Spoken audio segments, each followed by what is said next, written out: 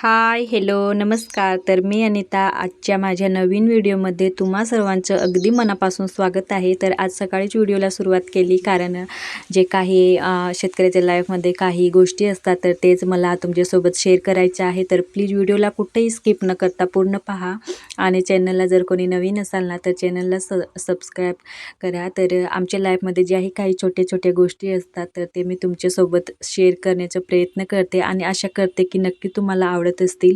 तर इथं माझी सकाळची काही साफसफाईची कामं झाली आहेत आणि आता ना चूल वगैरे पेटवून घेणार आहे कारण अंघोळीसाठी पाणी गरम करायचं आहे. तर माझ्याकडे काही हीटर वगैरे नाही आणि शेतकरी म्हटलं की अशीच लाईफ असते. तर लाकडं जाळण्यासाठी भरपूर आहे त्यामुळे ना काहीच वाटत नाही आणि चूल तर मला आवडतेच खरं. चुलीजवळ स्वयंपाक करायला वगैरे आवडत असतं तर त्याच पद्धतीने चुलीला आग वगैरे लावून घेतले आणि अंगण वगैरे झाडून घेतले, भांडी स्वच्छ केली आहे. आता फक्त राहिलं ते अंघोळ आणि स्वयंपाक बाकी आहे. तर ना दररोजची ना इतकी घाई असते म्हणजे पटकन आपलं जे काही रुटीन असतं म्हणजे ज्या टायमाला आपल्याला उठायचं असतं तर त्या टायमाला उठायचं, साफसफाई करायचं, ज्या काही गोष्टी आवरायच्या असतात त्या आवरायचं, स्वयंपाक करायचं आणि शेतावर पडायचं. तर ना आता खूप म्हणजे शेतात कामाची सुरुवात झाली आहे त्यामुळे ना म्हणजे थोडा निवांत असं कधीच मिळत नाही. तर त्यासाठीच म्हणजे आजही थोडी घाई गडबड आहे पण म्हटलं तुमच्यासोबतही काही गोष्टी शेअर कराव्या. तर त्यासाठी तर माझं ना आता पाणी भरायचं बाकी होतं आणि आता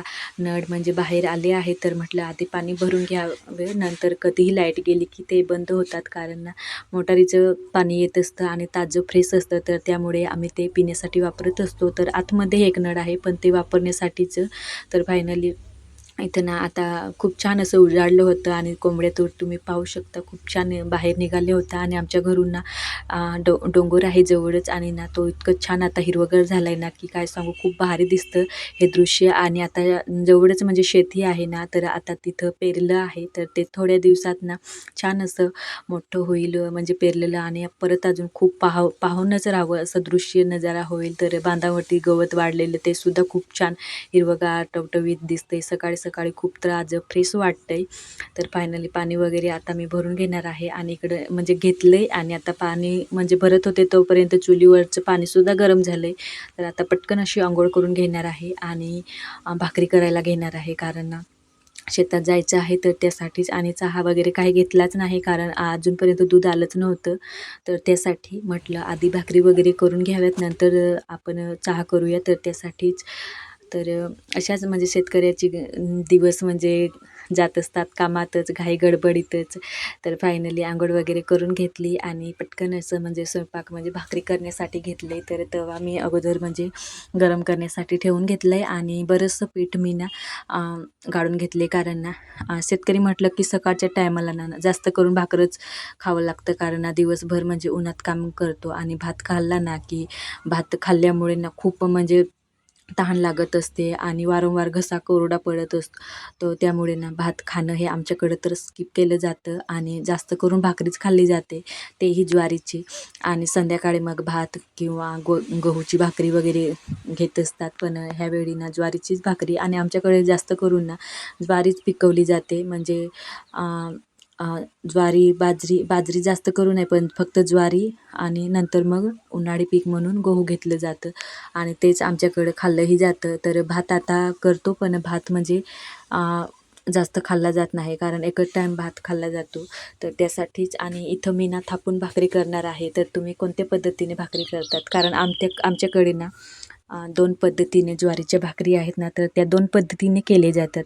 एखाद्या दिवशी मला निवांत मिळाला ना की मी नक्कीच शेअर करणार. तर 2 प्रकारचे म्हटलं की एक थापून आणि एक हातावरती. तर आता जो मी प्रकार करते ना तर तो थापून आणि मला वाटतं ज्यांना माहिती असेल तर त्यांना आणि नाहीतर जास्त करून ना थापूनच प्रसिद्ध आहे आणि आमच्याकडेही आमच्या वयाच्या ज्या काही मुली आहेत तर त्या जास्त करून ना थापूनच करतात आणि ज्या काही आमच्या सासूबाईंच्या, आईंच्या वयाच्या आहेत ना तर त्यांना माहिती म्हणजे हातावरची भाकर कशी बनवली जाते त्या करतात. पण आता त्यांनाही ना काही सवय झाल्या आहे कारण ना ज्यांचे त्याचे सुना आल्या आहे, मुली झाल्या आहे तर ना आता जास्त करून आमच्या वयाच्या मुली म्हणा किंवा सुना म्हणा ह्यांना तर हातावरची भाकर जमतच नाही.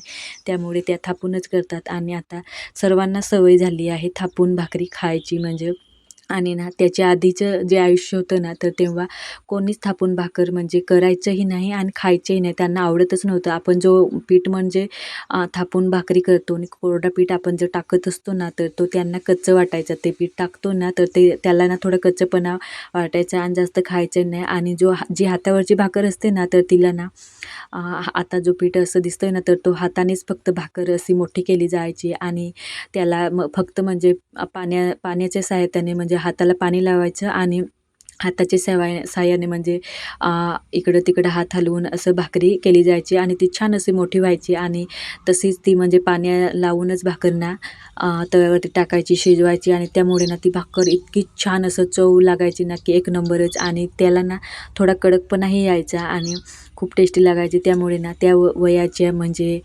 माणसांना किंवा कोणालाही असो म्हणजे आताची जी भाकर केली जाते ना, तर ती आवडायची नाही. पण आता सवय झाली सर्वांना, कारण आताच्या ज्या मुली आहेत किंवा म्हटल्याप्रमाणे ज्या सुना आहेत, तर त्या जास्त करून थापूनच करतात. त्यांना जमतच नाही. त्यामुळे सवय झाली आणि ना हातावरची भाकर ना थोडी जाड असते आणि जी आपण थापून करतो ना, तर ती थोडी पातळ असते आणि कडकही आपण करू शकतो. तर त्या पद्धतीने तर आमच्या घरी तर आता आमच्या घरच्यांना सुद्धा सवय झाली आहे. तर माझी आधी ना मी नव्हते तेव्हा आमची आजी किंवा आमच्या सासूबाई हातावरच्याच करायच्या. पण आता मी आल्यापासून कंटिन्यू त्यांनाही ना थापूनच भाकर म्हणजे मी करते. त्यामुळे त्यांनाही आता सवय झाली. तर मला थोडीफार जमते हातावरची भाकरी आणि एखाद्या दिवशी मी नक्की तुमच्यासोबत ही शेअर करेल, की कशा पद्धतीने मी हातावरची भाकर बनवते आणि कशी असते. तर ते भाकरीसारखीच भाकर असते, फक्त ती थोडी जाड असते आणि त्यामुळे आणि कडक असते आणि चव पण खूप असते त्या भाकरीत खरे.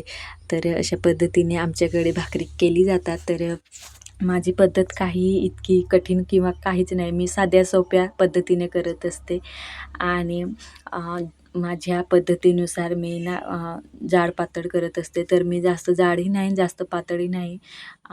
ज्या पद्धतीने भाकरी म्हणजे मला आवडतात त्याच पद्धतीने करत असतात आणि आता सर्वांना सवय झाली आहे माझी हातची भाकर खायची. तर एखाद्या दिवशी जर आमच्या सासूबाईंनी बनवल्या भाकरी आणि त्यांना हातावरचे वगैरे बनवत असतात, तर ना त्या दिवशी कोणी ना खात नाही इतकं. म्हणजे त्यांना ना आता सवय झाली पातळ म्हणजे थापून भाकर केलेली, त्यामुळे ना हातावरची भाकर त्यांना आता जाड लागते आणि खाल्लीच जात नाही असे म्हटलं जातं.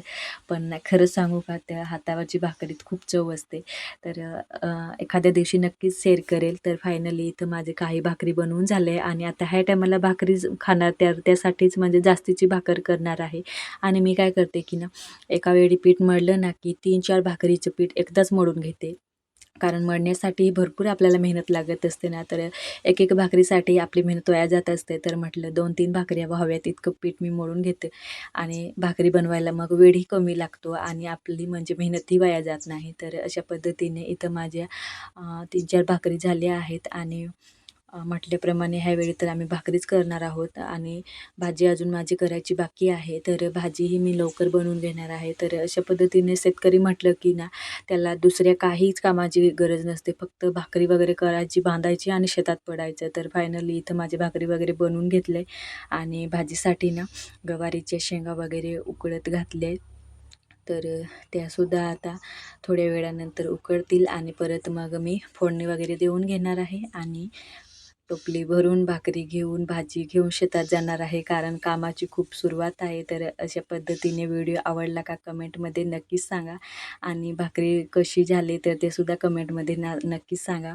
आवडले असतील तर एक लाईक नक्कीच करा आणि तुम्ही कोणत्या पद्धतीने बनवता तर ते सुद्धा कमेंटमध्ये सांगायला विसरू नका. आणि व्हिडिओ आवडला असेल तर लाईक करा. Bye bye.